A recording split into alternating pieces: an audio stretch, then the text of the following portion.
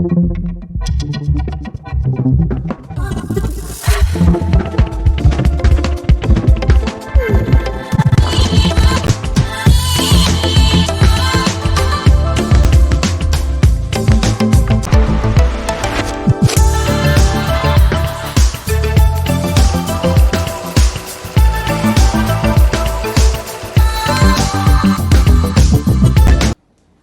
viewers, you are once again welcome to Anime's show. We are going to continue from where we left off with our interview and discussion with preacher Frank Essien. My name is Randy Jimmy and I'm going to be your host for this session. Preacher Frank Essien, you are welcome once again. Thank you, Randy. I monitored the first conversation that you had. Talking about how life has taken you through your challenges and your expectations, what you wanted to do, and how things change along the way and all that. Looking at it from that perspective, looking at where you are and how far you have come, how would you compare and contrast these two situations? Comparing how you saw or how you perceive things would be like growing up in terms of your challenges and where you are now.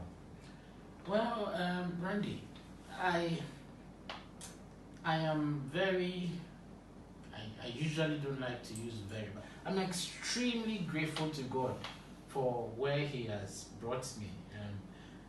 My life has shocked many people. Many of even my parents did not anticipate that my life would take this turn. My siblings, my friends, many of them could not see me.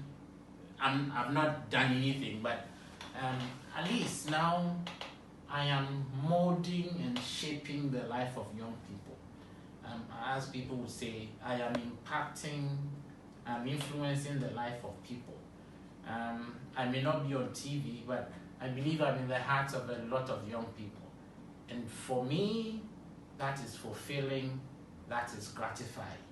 And I don't think anything would beat this. So I'm happy. I'm grateful. Wow. I think that's the word, gratitude. Wow. Yeah. Wow. Okay, taking it from that point, we are looking at the Church of Christ in particular. Perception about preachers. As we all growing up, I'm sure when you ask, 10 young ones who are coming up, as to how many of them would want to be preachers, you are likely to get less than 2. Frankly speaking, from how I see you, comparing you to a typical Church of Christ preacher, as the perception has been, you are quite different. In terms of where you are, in terms of how you see things, in terms of how you do your things, and personally, I think in terms of things you have been able to achieve personally. What do you think is the secret? Randy, okay, so before I began ministry, okay, my guiding principle was not to repeat the mistakes of my predecessors. So I intentionally refused not to focus on money, material things, but to do things because they must be done. I wanted to have a sense of integrity in terms of finances and in terms of how I dealt with people. I was careful about my moral life. One thing I think I have achieved is this, that for the 10 or so years that I've worked with young people, there has not been any rumors of any scandal that that Frank has been involved with this church member. And for that is what I set out to do. And so I think based on that and the credibility, the integrity that I developed, a lot of people were ready to help me get to certain places. So people would write recommendations for me when I wanted to go for my master's, and that would open an opportunity for me. And if I needed help with anybody when I went to school, some people were willing to write letters for me so that these people would know that I'm trustworthy. And I think that is what has sort of changed my circumstances. And so if I do not take any credit for it. I think God wanted or wants to use me to tell other young people that indeed they that wait upon the Lord shall renew their strength, and that all things work together for good for those who love God and are called according to his purpose. That's what I can say. I think the key word I take from this is integrity. Am I right? I think so. Okay. I think so. I think seek integrity before you seek material things. If you sought material things before integrity, your growth will be truncated, because there'll be a lot of scandals along the way, and whoever wants to help you would not want to deal with it with you anymore. So seek integrity. Guys, we've heard integrity is very important. And you work with a lot of young people. Mm-hmm. You are a preacher of the campus church. And I know you don't only work with UCC Campus Church. I mean, most of the time we see flyers of invitation, and even beyond the borders of Ghana. Mm-hmm. How is working with young people like? Oh, it's exciting. It's and Randy, let me say this. I think I am able to do all that based on where I am coming from, based on the struggles and the challenges, the frustrations. I'm able to identify with them. I'm able to sort of put myself in their situation, and I'm able to offer them guidance. And so I think that has been my motivation.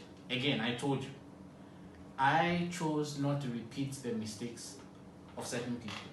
And I'm trying to help these people not to repeat the mistakes I made and so many other young people have made. And so that is what I think has struck a chord with them. And I'm able to, they pay attention to what I say. They are interested in what I have to say. And I think that I try not to be the typical preacher you'd see. I try to, if they want to sit on the ground, I will sit with them. If they want to play soccer, I will play with them. So I think that appears to have, endeared me to many of them. And God being good, the kind of education I have had also appears to have helped in my ability to connect with them. Essien, young people of today are known to be very impatient. We want things done our own way. Most of the time we hear the advice, we hear the correction, but it's like we want to experience it. It must be challenging working with young people. It is. And Randy, I'm one impatient person, but I think life and God has taught me, based on all the mistakes I have had to make to get here, I'm able to sort of offer them that olive branch, that patience, that offer them the grace that they need. But I wouldn't lie to you that sometimes it can be very frustrating. I have been there. I made that mistake. You are at that place. I'm telling you, don't go this way. What's it about, man? Sometimes I have to let you go. So it can be very frustrating. But I have met other young people who are ready to listen, and I have seen a lot of them growing up, making it in life, and that is a source of joy and fulfillment for me. Wow, interesting. Guys, I hope you are learning a lot from the discussion that is going. I am, and I hope you are too. Looking at, life as it stands now, do you have anything that, gets you worried? Like, do you have any fears in terms of your personality, your social life, your spiritual life, your work? Do you have any fears? Fears?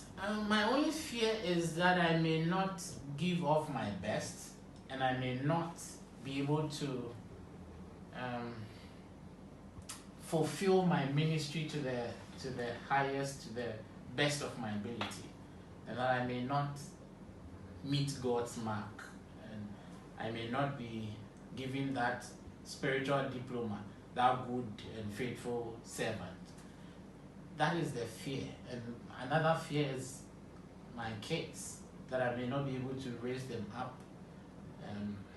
that they may make not so good choices, that I would have failed as a parent. Those are some of the fears I have. But fear can be immobilizing.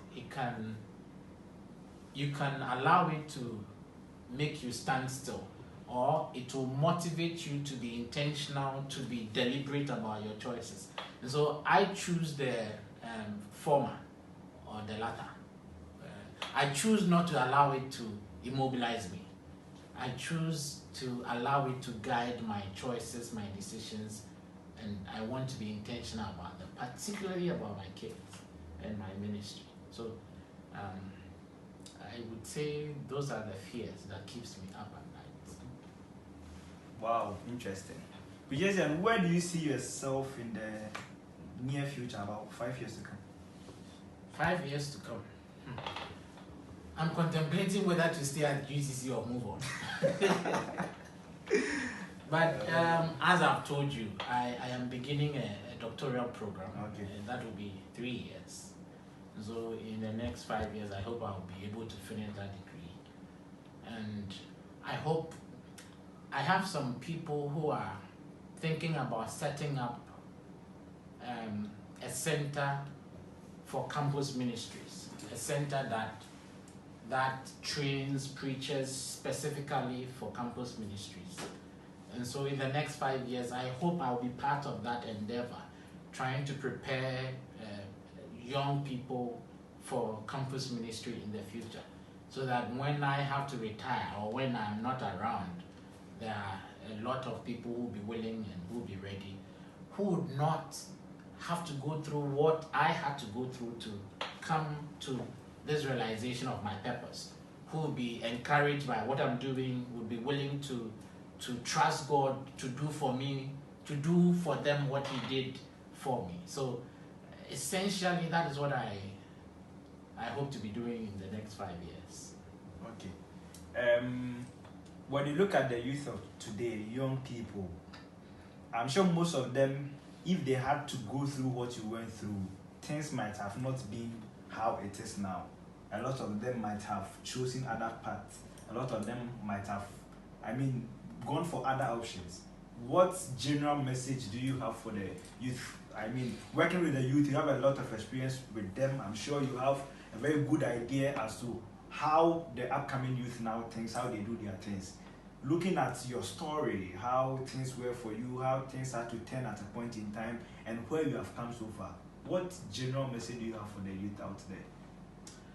Well, as I said, I think the greatest gift my father gave me was to introduce me to God and His service. And the message I would want and the prayer I would pray for every young people is that these people would be able to know God, to be able to have a genuine relationship with Him, be able to trust Him and give Him their all, and wait to see what God is going to do with them and through them and with them. And so, the world is bringing up so many things that takes our interest and attention. Television, entertainment, now sex, which is very common. But if a young person would want to be unique and not follow the crowd, but pursue God and desire to be in His presence, to know Him, that is when they say that the sky would be your beginning. So for me, Randy, I don't think any one person can claim credit for who I have become. It will always go back to God. If If you want to have a house, you can have one without having sleepless nights. If you want to have a car, you can have one and without having to sell your soul. God has a way of providing for his people. That is what I want young people to come to. Okay. Thank you very much, Preacher Frank Essien. It has been a very, very educative and inspiring moment with you. And I hope, viewers, you've been inspired, you've learned a lot, you've had him share a lot of experiences with you. And I just hope that as I have picked some lessons from the interactions that went on, you would do so. Please, if you have not subscribed, please try and subscribe and be looking forward to more inspiring and educative videos. Bye.